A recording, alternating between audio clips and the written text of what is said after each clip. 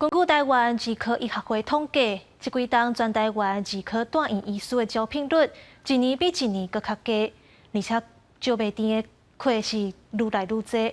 有医师表示，除了因为即马囝生少，搁健保给付伤低，这拢是少年医生无愿意来儿科的原因。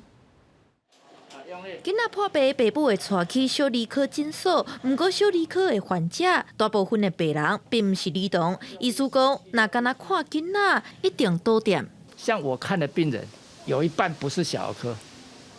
因为我如果纯粹看小儿科，我一定导电。 少子化嘛影响医生无爱去做儿科医师，致使台湾各大病院找无儿科医师。像一向热门的台北马街儿童病院，7月底前要找医师，到达也未招满。根据儿科医学会资料，全台儿科住院医师的招收率，对北一年度到达保定公野，逐年拢是130个左右，但招袂定的欠价，一年比一年严重。儿童的医疗的给付设计不能再以 量来考量，说，达到一定的量，他就来养活这个医院或这个医疗诊所，也要考虑到本来该有的一个门槛，不会做一个亏一个。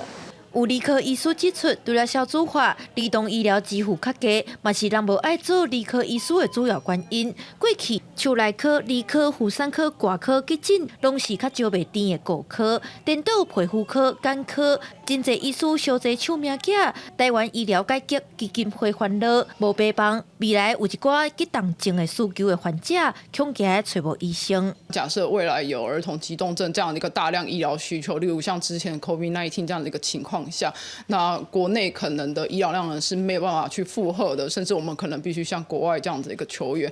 医改会就建议政府要检讨健保支付的标准，提供诱因，和高风险处境的科别。健保署有回应讲，目前健保已经采取总价制度，当来检视各科别的支付情形，会看儿科需求进一步讨论。记者陈嘉桂林台北采访报道。